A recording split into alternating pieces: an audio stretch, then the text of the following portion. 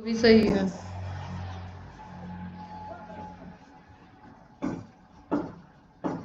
Good evening all of you, कैसे हैं आप सभी। आई होप कि आप लोग बहुत ही अच्छे होंगे और बहुत ही अच्छे से अपने एग्जाम की तैयारी कर रहे होंगे। मैं नाम का पांडे आप सभी का एसएससीएन पॉइंट पर स्वागत करती हूं और आज हम लोग क्वेश्चन नंबर 2 देखेंगे। इसके पहले हम लोग क्या किए हैं, तो एक्सरसाइज 4.1 के कुछ क्वेश्चन कर चुके हैं। अब हम लोग एक्सरसाइज 4.1 का क्वेश्चन नंबर दूसरे का दूसरा देखेंगे। आइए इसे करते हैं। लिखा क्या है, क्वेश्चन क्या है, the product of two consecutive positive integer is 306, we need to find the integer. दो क्रमागत धनात्मक पूर्णांकों का गुणनफल 306 है, हमें पूर्णांकों को ज्ञात करना है। तो इसमें हमें करना क्या है, हमें इस क्वेश्चन में क्या करना था, बस ये जो क्वेश्चन है उनको क्वाड्रेटिक इक्वेशन के फॉर्म में लिखना है। क्या करना है, क्वाड्रेटिक इक्वेशन के फॉर्म में लिखना है। क्वाड्रेटिक इक्वेशन के फॉर्म में लिखना है। क्यों यहाँ पे लिखा है, represent the following situation in the form of quadratic equation, बस क्वाड्रेटिक इक्वेशन के फॉर्म में लिखना है। तो आइए यहाँ चलते हैं और इसे लिखते हैं। क्वाड्रेटिक इक्वेशन हमारा क्या होता था, तो क्वाड्रेटिक इक्वेशन होता है हमारा A X square plus B X plus C is equal to 0। इसी फॉर्म में इसे लिखना है।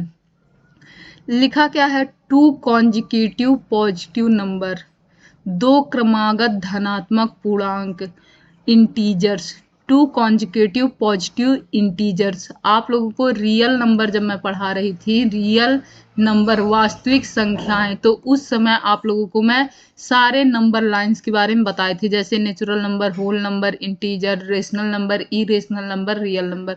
तो आप लोग वहां से देख सकते हैं इंटीजर क्या होता है। अब कॉन्जिक्यूटिव पॉजिटिव इंटीजर चाहिए, जैसे अगर एक इंटीजर कॉन्जिक्यूटिव क्या होता है, क्रमागत धनात्मक पूर्णांक चाहिए। यानी कि अगर एक नंबर हमारा x होगा तो दूसरा नंबर क्या हो जाएगा, x प्लस 1 हो जाएगा। अगर एक नंबर हमारा 2 हो जाएगा तो दूसरा नंबर 3 हो जाएगा। अगर एक नंबर 100 होगा तो दूसरा नंबर क्या होगा, 101 हो जाएगा। तो हमें क्या चाहिए, कॉन्जिक्यूटिव नंबर। अब वो दो कॉन्जिक्यूटिव नंबर हम लोग क्या मान सकते हैं, पहला फर्स्ट हम लोग क्या मानेंगे, फर्स्ट हमारा हो जाएगा x, तो सेकेंड नंबर हमारा क्या हो जाएगा, सेकेंड नंबर हमारा हो जाएगा x प्लस 1। ये हमारा क्या हो गया, दो क्रमागत धनात्मक पूर्णांक, टू कॉन्जिक्यूटिव पॉजिटिव इंटीजर। अब क्या चाहिए, का गुणनफल 306 है, का प्रोडक्ट, द प्रोडक्ट ऑफ है। तो हमें क्या करना है, इनका प्रोडक्ट लेना है। First number and second number का जो प्रोडक्ट है वो क्या है, 306 है। तो हम क्या करेंगे, इनका प्रोडक्ट लेंगे। प्रोडक्ट क्या हो जाएगा, x इंटू एक्स प्लस 1 क्या है, यही है 306 है। तो इसे हम लोग क्या करेंगे, सॉल्व करेंगे। x का मल्टीप्लाई सबसे पहले यहाँ और यहाँ, ए हो जाएगा एक्स स्क्वायर प्लस में x is equal to 306। This implies that x square plus x minus में 306, 300 को मैं क्या की हूँ, इधर लेते हैं, इज इक्वल टू 0। ये क्या बना, यह बन गया हमारा A X square plus B X plus में सी का फॉर्म बन गया। यही हमारा क्या है, यही हमारा आंसर है। चलिए नेक्स्ट क्वेश्चन करते हैं। नेक्स्ट क्वेश्चन को भी क्वाड्रेटिक इक्वेशन के फॉर्म में लिखने की कोशिश करते हैं। नेक्स्ट क्वेश्चन हमारा क्या है, इसको भी क्या करेंगे, क्वाड्रेटिक इक्वेशन के फॉर्म में लिखने की कोशिश करेंगे।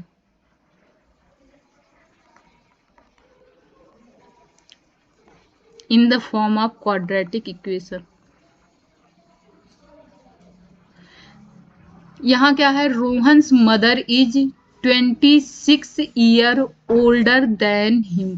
पहला लाइन क्या कह रहा है कि रोहन की मम्मी 26 ईयर ज्यादा बड़ी हैं किससे, रोहन से।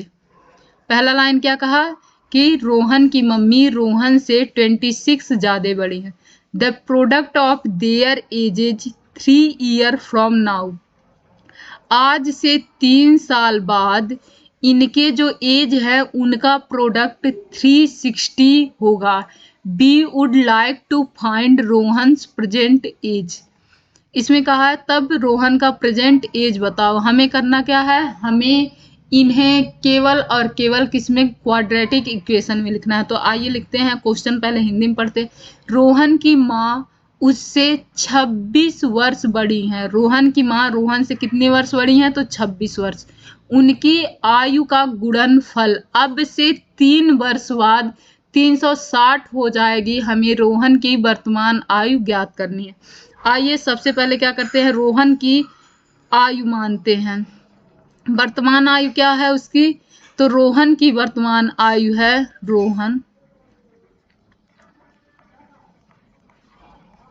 रोहन की वर्तमान आयु कितनी है, x है। तो रोहन की माँ जो है उनकी वर्तमान आयु कितनी हो जाएगी, इनकी आयु हो जाएगी x + 26। रोहन की वर्तमान आयु x, रोहन की मम्मी की आयु x + 26। अब क्या बोला है, अब से 3 साल बाद 360 होगा गुणनफल, यानी कि इसका जो प्रोडक्ट होगा, the product of their edges 3 year from now, अब से 3 साल बाद। तो आइए 3 साल बाद देखते हैं। 3 साल बाद रोहन की आयु कितनी होगी, x + 3। रोहन की मम्मी की आयु क्या होगी, तो x + 26 + 3, यही होगी ना। यह हो क्या जाएगा, x + 29। अब 3 साल बाद इसका प्रोडक्ट कितना है, 3 साल बाद प्रोडक्ट है 360। ये क्या हो जाएगा, x + 3 इंटू में x + 29। अब इसे क्या करेंगे, इसे हम लोग सॉल्व करेंगे। आइए सॉल्व करते हैं। सबसे पहले x से x में मल्टीप्लाई, फिर x में 29 से, तो ये हमारा हो जाएगा x² प्लस में 29x। फिर क्या होगा, 3 से x में मल्टीप्लाई, 3 से 29 में, तो ये हो जाएगा 3x + 3 इंटू 29 कितना हो जाएगा, 30 तियां कितना होता है, 30 तियां कितना होता है, 30 तियां होता है 90। 90 में से बस 3 घट जाएगा, क्यों, क्योंकि यहाँ 1 कम है। वैसे आप लोग सीधा गुणा कर सकते हैं, या याद हो तो लिख सकते हैं 87। वैसे गुणा 3 9 27 को 7 और 3 दूना 6 2 8 87 हो जाएगा। वैसे भी 30 तियां 90 - 3 87 ही आएगा। अब इसे क्या करेंगे, इसे लिख लेंगे x² प्लस में ये कितना हो जाएगा हमारा, तो 32x + 87। ये क्या हुआ, ax² + bx + c का फॉर्म बन गया। क्वाड्रेटिक इक्वेशन हमें प्राप्त हो गया। अब नेक्स्ट क्वेश्चन देखते हैं। नेक्स्ट क्वेश्चन हमारा क्या है,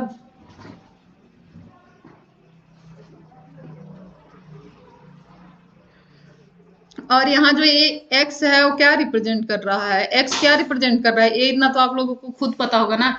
x रोहन की एज ही रिप्रेजेंट कर रहा है। तो हमें रोहन की एज इस फॉर्म में क्या हुई, मिल गई। आइए नेक्स्ट चलते हैं।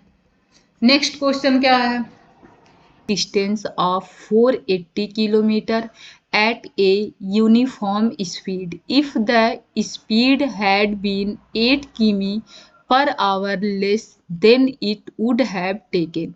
एक रेलगाड़ी 480 किमी की दूरी समान चाल से तय करती है। अगर इसकी चाल 8 किमी/h कम होती है तो वह उसी दूरी को तय करने में 3 घंटे अधिक समय लेती है। हमें रेलगाड़ी की चाल ज्ञात करनी है। तो यहाँ पर बोला क्या है कि एक रेलगाड़ी है जो 400, उसे कितना डिस्टेंस तय करना है, तो उसे 480 किलोमीटर का डिस्टेंस तय करना है। पहले वो किसी निश्चित चाल से जाती थी और कुछ समय लेती थी। मान लेते हैं कि वह समय कितना लेती थी, t लेती थी। और लेकिन बाद में क्या होता है कि यही 480 किलो की दूरी जब उसको तय करना था, तो उस ट्रेन की चाल में 8 किलोमीटर की कमी आती है। चाल में कितने किलोमीटर की कमी आती है, 8 किलोमीटर की कमी आती है। और उसका जो टाइम था वो 3 किलोमीटर और मतलब 3 घंटा और बढ़ जाता है। पहले टाइम हमारा क्या था, टी था, अब 3 घंटा और अधिक लेने लगता है। अब टाइम 3 घंटा और अधिक लेने लगता है। अब पहले चाल क्या था, x था, और बाद में चाल क्या होता है, 8 किलोमीटर/h कम हो जाता है, यानी कि x में से घटा देंगे। अब आप लोगों को पता होगा चाल = क्या होता है, दूरी बटे समय। क्या होता है, दूरी बटे समय। और यहीं से हम लोग लिख सकते हैं समय इज इक्वल टू क्या हो जाएगा, दूरी बटे चाल। ये हमारा क्या आ गया, हमारा यही समय आ गया। तो ये समय में हुआ क्या है, जो हमारा बाद में समय था वो 3 घंटे ज्यादा हो गया। यानी कि अगर हम बाद वाले समय में से पहला वाला समय घटा दें तो हमारा क्या आ जाएगा, 3 आ जाएगा। अब यही चलते हैं, हम सबसे पहले पहला वाला समय निकालते हैं। पहले वाले समय को क्या मान लेते हैं, टी। और समय इक्वल टू क्या होता है, समय इक्वल टू होता है दूरी बटे चाल होता है। दूरी हमने कितना मान रखा है, यानी दूरी कितना दिया है, 480 किलोमीटर। और चाल को हम लोग क्या मानेंगे, चाल को हम लोग मानेंगे x।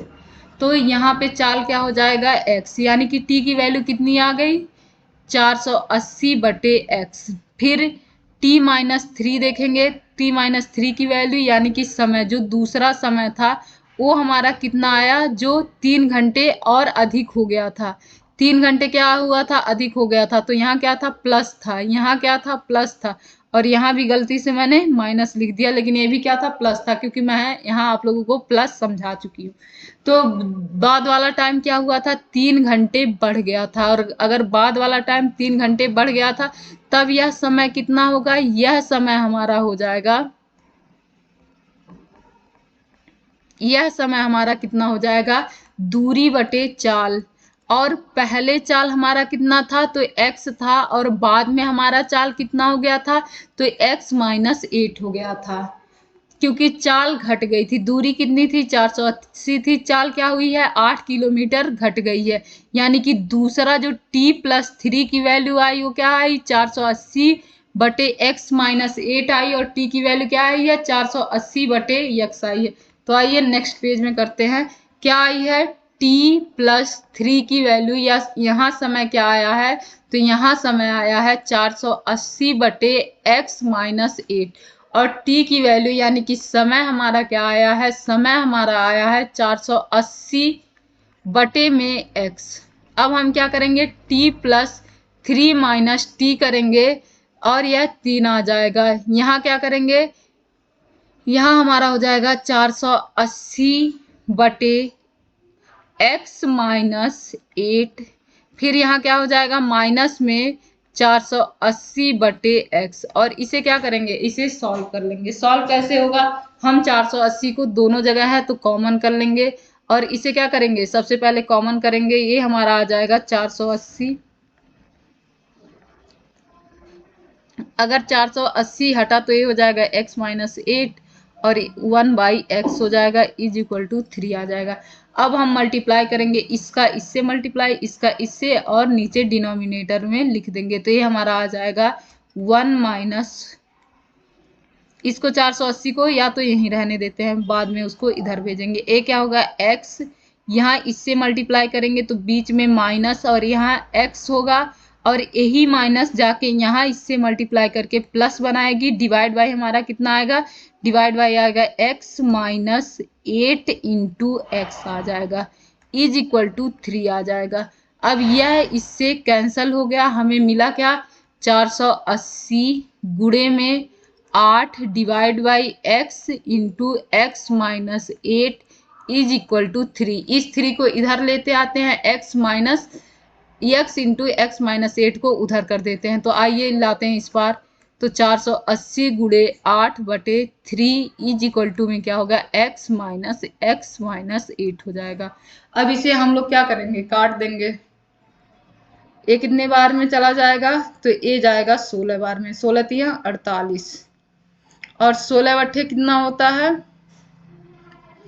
कितना होता है, 128 होता है। 16 बट्ठे कितना होता है, 128 इज इक्वल टू, यहाँ पे मल्टीप्लाई करेंगे तो ये हो जाएगा x² माइनस 8x। अब इन सबको एक तरफ लाएंगे, ये हो जाएगा, इसे इस तरफ लेके आएंगे, x² minus 8x minus 128 is equal to 0। यही हमारा क्या हो जाएगा, तो यही हमारा हो जाएगा इक्वेशन। और इसमें जो x होगा यही हमारा क्या हो जाएगा, चाल हो जाएगा। और यही हमारा क्वाड्रेटिक इक्वेशन हुआ, fair x is fair x fair x is speed. ये हमारा आ गया।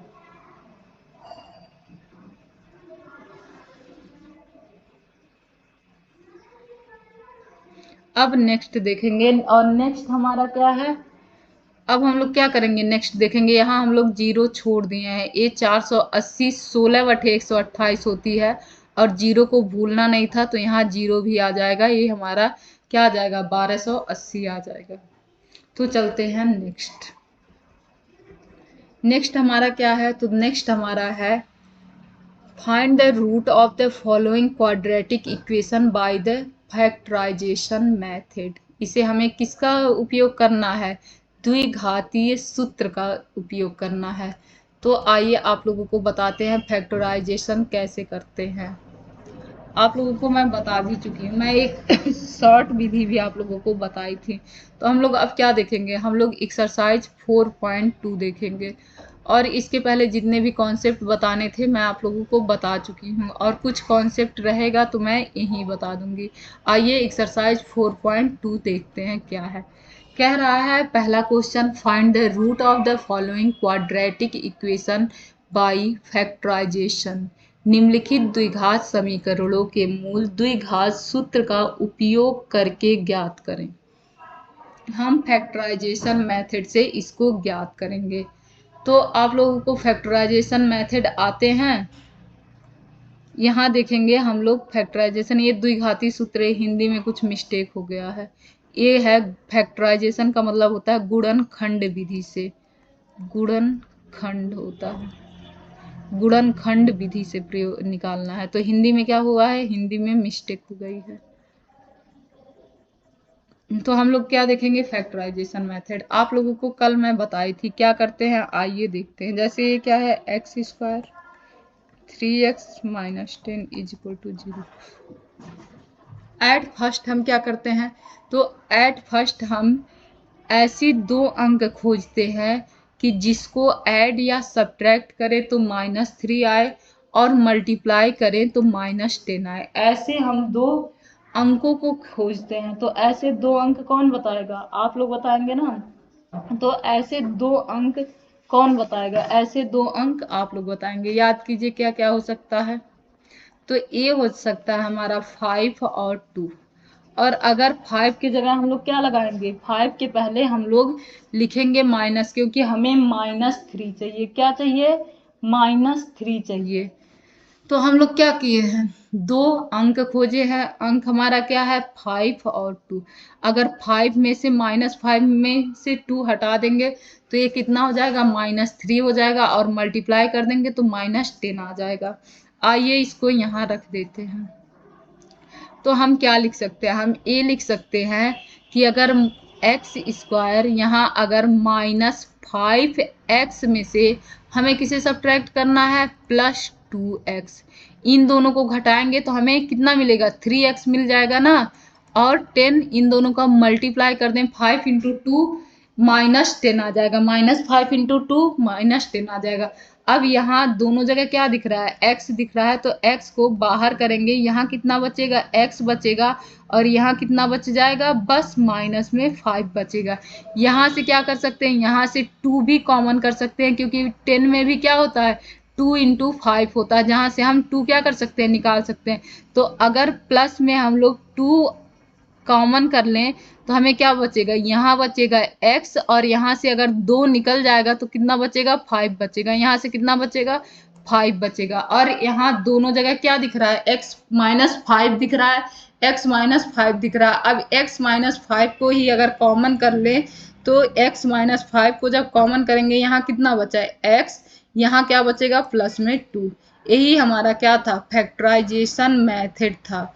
और फैक्टराइजेशन मेथड से हमें क्या निकालना था, रूट निकालना था। =0, =0 और मैं बताई हूँ कि जब भी कभी भी दो चीजें मल्टीपल में हो तो ये दोनों अलग अलग भी क्या हो सकते हैं, जीरो हो सकते हैं, अलग अलग जीरो हो सकते हैं।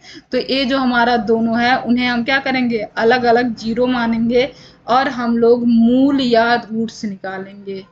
क्या निकालेंगे, मूल या रूट्स निकाल लेंगे। आइए मूल या रूट्स निकालते हैं। तो पहले जगह हमारा क्या होगा, x minus 5 is equal to 0। तो x इज इक्वल टू कितना आ जाएगा, 5 आ जाएगा। और दूसरे जगह क्या आएगा, x plus 2 is equal to 0। तो दूसरे जगह x बराबर कितना आ जाएगा, -2 आ जाएगा। तो यह क्वेश्चन आप लोगों को समझ में आ गया। जो हमारे रूट्स या जिन्हें हम कहते हैं मूल, वह क्या क्या आ गया, यह आ गया 5 माइनस 2। यह क्वेश्चन आप लोगों को समझ में आ गया होगा। एक गुणनखंड विधि तो मैं आप लोगों को कल ही बता चुकी थी। मैं तो डायरेक्ट आप लोगों को बताई थी। कैसे डायरेक्ट बताई थी, हम लोग 2 डिजिट सोचेंगे। वो 2 डिजिट की अगर हम माइनस करें या प्लस करें, ऐड करें या सब्ट्रैक्ट करें, -3 आए, और हम क्या करें, मल्टीप्लाई करें तो -10 आए। तो एट फर्स्ट हमें क्या करना था, 2 डिजिट सोचना था। तो हम 5 -5 और 2 सोचे। जब इन दोनों को सब्ट्रैक्ट करेंगे -3 आ जाएगा, इन दोनों को मल्टीप्लाई करेंगे -10 आ जाएगा। दूसरा क्या कही थी कि मैं जो ये एक्स स्क्वायर के गुणांक हो या कोफिशिएंट हो, इनसे भाग कर देंगे। तो यहाँ पे 1 है, 1 से भाग करने से कोई फायदा होगा नहीं, तो यही रह जाएगा। और तीसरा मैं बोली थी इन सब का सिंबल चेंज करके लिख देंगे। तो इनके सिंबल चेंज करके लिखते ही हमारे क्या मिल जाएंगे, जीरोज मिल जाएंगे, या मूल मिल जाएंगे, या रूट मिल जाएंगे। तो यही हमारा क्या आया है, यही हमारा फैक्टराइजेशन मेथड से भी तो यही दोनों आए हैं। तो ये मैं आप लोगों को कैसे बताई थी, डायरेक्ट बताई थी। बट यहाँ लिखा है कि हमें फैक्टराइजेशन मेथड से ही करना है। तो आप लोग पूरा लिख के ही सॉल्व करेंगे, यहाँ ऐसे फैक्टराइजेशन मेथड से ही सॉल्व करेंगे। आइए नेक्स्ट करते हैं। इसको भी क्या करते हैं, फैक्टराइजेशन मेथड से। तो हमें क्या करना है, सबसे पहले इन दोनों का मल्टीप्लाई करना है। तो ये हमारा क्या होता है, यह हमारा बनता है -12, और यहाँ पे कितना है, 1 है। तो हमें ऐसे 2 डिजिट सोचना है जिसे अगर मल्टीप्लाई कर दें तो ये -12 बने, और जिसे ऐड करें या सब्ट्रैक्ट करें तो 1 आए। तो हमारे पास है 4 और 3। 3 में कौन सा माइनस में होना चाहिए, क्योंकि यहाँ प्लस है ना, तो छोटा वाला हमारा माइनस में होना चाहिए। यानी कि 4 में से 3 घटाएंगे तो हमें प्लस में 1 मिलेगा, और 4 इंटू -3 करेंगे, ये हमारा क्या होता है, 4 इंटू -3 करेंगे तो ये हमारा क्या हो जाएगा, -12 हो जाएगा। तो हमारे पास वो दोनों डिजिट क्या मिली जो हम लोग सोच सकते थे, 4 -3 मिली। डिजिट क्या मिली है, 4 -3। तो आइए लिखते हैं, ये क्या हो जाएगा, 2x² प्लस में 4x माइनस में क्या होगा, 3x माइनस में 6 इज इक्वल टू 0। माइनस में 6 इज इक्वल टू 0। अब यहाँ देखते हैं, यहाँ भी 2 है, यहाँ भी 2 है, यहाँ भी x है, यहाँ भी x है, यानी कि 2x हम लोग कॉमन कर सकते हैं। तो 2x अगर कॉमन करेंगे, यहाँ बचेगा क्या, x बच जाएगा, और यहाँ पर क्या बचेगा, प्लस में 2 बच जाएगा। अब देखते हैं, दोनों जगह माइनस है, कितने जगह, यहाँ भी माइनस है, यहाँ भी माइनस है, यानी कि इस बार हम लोग माइनस भी कॉमन कर सकते हैं। क्या कर सकते हैं, दोनों जगह माइनस होने के कारण माइनस भी कॉमन कर लेते हैं। और जब माइनस में कॉमन करेंगे तो यहाँ भी 3 है और यहाँ भी 3 है, क्योंकि यहाँ 3 इंटू 2 है। तो इसमें से भी एक 3 क्या कर सकते हैं, निकाल सकते हैं। तो आइए निकालते हैं। -3 जब हम बाहर लेंगे तो यहाँ बचेगा x, यहाँ भी माइनस हट जाएगा तो प्लस होगा। प्लस में कितना बचेगा, 2 बचेगा। क्या बचा, प्लस में 2 बचा। अब इन दोनों में भी x+2 दोनों में है, तो x+2 को हम क्या करेंगे, कॉमन कर लेंगे। ये हमारा बचेगा कितना, 2x - 3 बचेगा। अब इसी को हम क्या करेंगे, हमें जीरोज यानी कि रूट्स निकालना है। Is equal to 0 is equal to 0 हो जाएगा। अब आइए रूट निकालते हैं। तो रूट में हमारा क्या हो जाएगा, सबसे पहले x+2 इज इक्वल टू 0 हो जाएगा। दूसरे जगह से यहाँ से क्या निकल जाएगा, x इज इक्वल टू -2। अब आइए दूसरा देखते हैं, 2x - 3 इज इक्वल टू 0। यहाँ से 3 को इधर भेजेंगे तो 2x इज इक्वल टू 3 हो जाएगा। x इज इक्वल टू क्या होगा, 3/2 हो जाएगा। तो हमारे दोनों रूट्स या जीरोज क्या क्या मिल चुके हैं, रूट्स या मूल क्या क्या मिले हैं, तो -2 एंड 3/2। अब आइए इस क्वेश्चन को करते हैं। यह क्वेश्चन है क्या, काफी आसान है। आइए करके तब देखते हैं अगर आसान है तो। वैसे रूट देख के तो अक्सर बच्चे क्या करते हैं, सबसे ज़्यादा उनको यही डिफिकल्ट लगता है, लेकिन आइए मैं दिखाती हूँ क्या करेंगे। एट फर्स्ट इसमें मल्टीप्लाई होगा, तो 5 इंटू रूट 2 में जब मल्टीप्लाई होगा तो कभी भी मैं आप लोगों को क्या बताई हूँ कि जब रूट 3 इंटू रूट 3 ये दोनों मल्टीप्लाई होते हैं तो 3 बनता है, यानी कि अगर अब 5 लिखा है तो ये रूट 5 इंटू रूट 5 रहा होगा। क्या होगा, 5 लिखा है तो यह रूट 5 इंटू 5 रहा होगा। तो इसे रूट 2 से मल्टीप्लाई करते ही क्या बन गया, तो ये बना 5 इंटू 2 यानी कि 10 बन गया। अब हमें क्या चाहिए, अब हमें ऐड करें तो क्या आना चाहिए, 7 आना चाहिए। और अगर हम मल्टीप्लाई करें, ऐड करें या क्या करें, ऐड करें या सब्ट्रैक्ट करें तो 7 आना चाहिए, और मल्टीप्लाई करें तो प्लस का 10 आना चाहिए। अब 2 डिजिट आप लोग सोचेंगे तो ये तो बहुत आसान है, 5 और 2। इसे ही क्या हम लोग सोच लिए, 5 और 2 ऐड कर दिए 7 आ गया, मल्टीप्लाई कर दिए 10 आ गया। चलिए लिखते हैं, यहाँ कितना आ गया हमारा, रूट 2 x² फिर प्लस में 5x फिर प्लस में 2x फिर यहाँ हमारा क्या हो जाएगा, प्लस में 5√2। अब नेक्स्ट करते हैं, इन दोनों में देखिए कुछ कॉमन है तो बस x² छोड़ के कुछ कॉमन नहीं है। क्या है, x कॉमन है, x² भी नहीं, x कॉमन है।